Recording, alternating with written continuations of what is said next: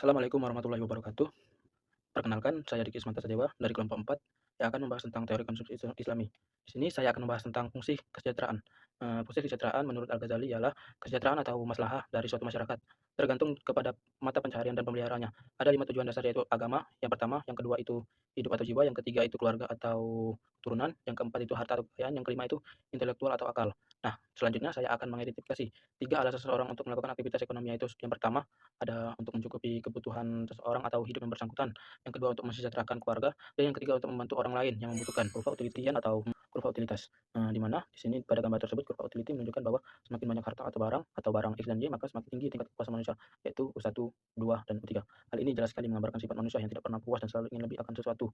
Dan sebagaimana juga dijelaskan oleh Al-Ghazali, meski sudah memiliki dua lembah emas, manusia akan tetap memiliki menginginkan lebih akan sesuatu. Namun, menurut dalam pandangan Islam, kepuasan materi tersebut hanyalah bersifat sementara. Keinginan tanpa batas hanya akan menimbulkan ketakutan kehilangan dan tidak membawa ketenangan. Karena itu, kesejahteraan sejati ada pada sikap qanaah atau merasa cukup, bukan pada terus meningkatkan kurva kepuasan duniawi. Selanjutnya ada fungsi utilitas. Dalam teori utility function terdapat 3 aksioma pilihan rasional yang menjadi dasar perilaku konsumen, yaitu completeness, transitivity, dan yang ketiga continuity. Aksioma yang pertama adalah completeness, yang menjelaskan bahwa individu selalu dapat menentukan preferensi antara dua keadaan, A dan B. Apakah A lebih disukai daripada B, atau B lebih disukai daripada A, ataukah keduanya itu sama-sama disukai. Aksioma yang kedua ada transitivity, yang menunjukkan konsistensi pilihan, di mana jika A lebih disukai daripada B, dan B lebih disukai daripada C, maka A juga lebih disukai daripada C. Sedangkan aksioma yang ketiga adalah continuity, yang menyatakan bahwa jika A lebih disukai daripada B, maka keadaan yang mendekati A juga lebih disukai daripada B. Tiga aksioma ini membentuk dasar teori kurva indifferent atau indifferent curve yang menggambarkan kombinasi dua barang dengan tingkat kepuasan yang sama.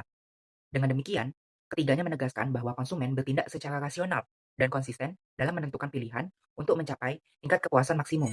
Berikutnya ada kurva indifferent dengan utility yang berbeda. Gambar kurva di atas ini menunjukkan dua kurva indifference U1 dan U2 yang menggambarkan kombinasi konsumsi antara barang X dan barang Y yang memberikan tingkat kepuasan berbeda bagi konsumen. Jika kita lihat, titik-titik A, B, dan C itu berada pada kurva U1 yang mencerminkan tingkat kepuasan yang lebih rendah. Sedangkan titik D dan juga titik E itu berada pada kurva U2 yang menunjukkan tingkat kepuasan yang lebih tinggi. Artinya, perpindahan dari U1 ke U2 ini menggambarkan adanya peningkatan kesejahteraan atau utilitas konsumen. Setiap titik di kurva tersebut menunjukkan kombinasi pilihan barang yang memberikan kepuasan yang sama. Misalnya, saat konsumen mengurangi konsumsi barang Y, maka jumlah barang X itu perlu ditambah agar kepuasan tetap setara. Bentuk kurva yang cembung ke arah titik origin atau semakin mendekati nol ini menunjukkan bahwa adanya tingkat substitusi marginal yang menurun, atau marginal rate of substitution, di mana semakin banyak konsumen memiliki barang X, maka semakin sedikit barang Y yang rela dikorbankan untuk menambah satu unit barang X tambahan. Secara keseluruhan, kurva ini menggambarkan perilaku rasional konsumen dalam menyeimbangkan pilihan antara dua jenis barang guna mencapai kepuasan maksimum sesuai dengan preferensinya. Dengan demikian, ketiganya menegaskan bahwa konsumen bertindak secara rasional dan konsisten dalam menentukan pilihan guna mencapai tingkat kepuasan maksimum. Tingkat substitusi marginal atau marginal rate of substitution, yaitu jumlah komoditas Y yang harus dikorbankan untuk memperoleh tambahan satu unit komoditas X dengan tingkat kepuasan yang sama. MRS memiliki rumus delta Y per delta X, yaitu jumlah unit Y yang berkurang per jumlah penambahan satu unit X. Barang halal dan haram, indifferent curve atau kurva indifferent dan garis anggaran atau budget line digunakan untuk menganalisis pilihan konsumen terhadap dua komoditas. Dalam Islam, kesejahteraan konsumen meningkat ketika ia lebih banyak mengkonsumsi barang yang halal dan bermanfaat, serta menghindari barang yang buruk atau haram. Islam telah mengatur dengan jelas klasifikasi halal dan haram, serta melarang mengubah ketetapan tersebut. Allah Subhanahu wa Ta'ala berfirman, "Hai orang-orang yang beriman, janganlah kamu mengharamkan apa-apa yang baik yang telah Allah halalkan bagi kamu, dan janganlah kamu melampaui batas, dan makanlah makanan yang telah halal lebih baik dari apa yang Allah telah rezekikan kepadamu, dan bertakwalah kepada Allah yang kamu beriman kepadanya." Quran Surat Al-Ma'idah Surah 5 ayat 87 dan 88. Baik, di sini saya akan menjelaskan kurva indikator barang halal dan haram, yang dimana sumbu X dan Y mewakili dua jenis barang, yaitu barang X dan barang Y. Setiap kuadran menunjukkan kombinasi barang halal dan haram, serta efeknya terhadap kepuasan atau marginal utility konsumen. Nah, yang pertama, kuadran kanan bawah, yaitu yang dimana X haram atau marginal utility X lebih kecil dari 0, dan Y halal atau marginal utility lebih besar dari 0. Maka, konsumen tidak suka barang X, tapi suka barang Y. Nah, yang kedua, kuadran kiri bawah, yang dimana X halal atau marginal utility X lebih besar dari 0, dan Y halal atau marginal utility lebih besar dari 0. Sehingga kombinasi paling disukai karena kedua barang halal memberikan kekuatan positif. Lalu yang ketiga, kuadran kiri atas yaitu X halal atau marginal utility X lebih besar dari 0 dan Y haram atau marginal utility Y lebih kecil dari 0. Maka barang X disukai tapi barang Y mengurangi kepuasan. Nah, yang keempat, kuadran kanan atas atau X haram atau marginal utility X lebih kecil dari 0 dan Y haram atau marginal utility Y lebih kecil dari 0. Yaitu kedua barang tidak disukai karena haram, sehingga kepuasan negatif. Nah, kesimpulannya adalah kurva ini menunjukkan bagaimana tingkat kepuasan konsumen berubah tergantung pada kombinasi barang halal dan haram yang dikonsumsi. Jadi constraint. Setiap keinginan manusia selalu dibatasi oleh constraint tertentu yang dipengaruhi oleh kemampuan dan usaha untuk mencapainya. Dalam Islam, Rasulullah SAW pernah menggambarkan hubungan antara cita-cita dan hambatan. Beliau membuat garis tengah yang dikelilingi persegi panjang atau ajal, lalu garis luar sebagai cita-cita, dan garis-garis pendek di dalamnya sebagai hambatan. Setiap kali seseorang melewati satu hambatan, akan muncul hambatan berikutnya hingga ajal menjemput. Lalu, dalam hadis disebutkan bahwa seorang mukmin menghadapi hambatan dengan tetap bersandar kepada Allah Subhanahu wa Ta'ala, meyakini bahwa segala sesuatu terjadi atas kehendaknya. Dalam teori konsumsi, hadis ini menggambarkan batasan dalam upaya memaksimalkan utilitas atau utility. Selain norma konsumsi Islam, tingkat kepuasan maksimum juga ditentukan oleh jumlah dana yang tersedia untuk membeli dua jenis barang.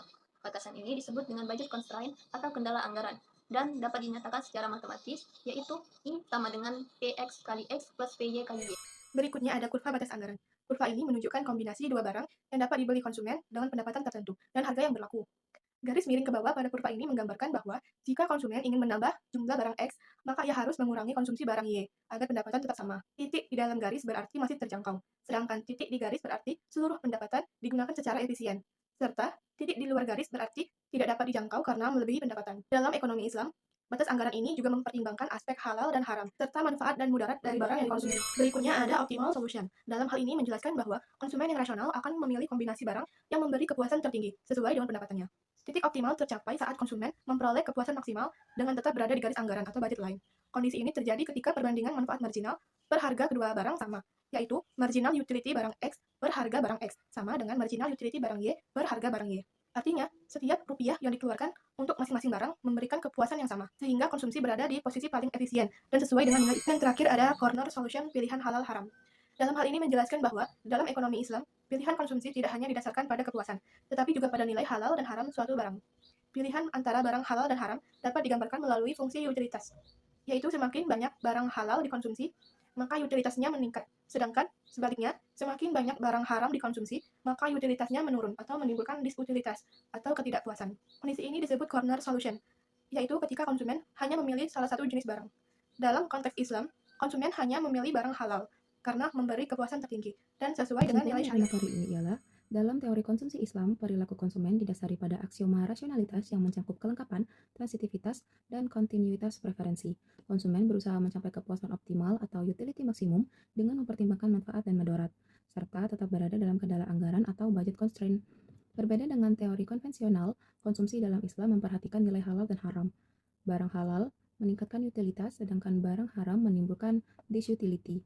Oleh karena itu, kombinasi konsumsi yang ideal adalah memperbanyak barang halal dan menghindari barang haram.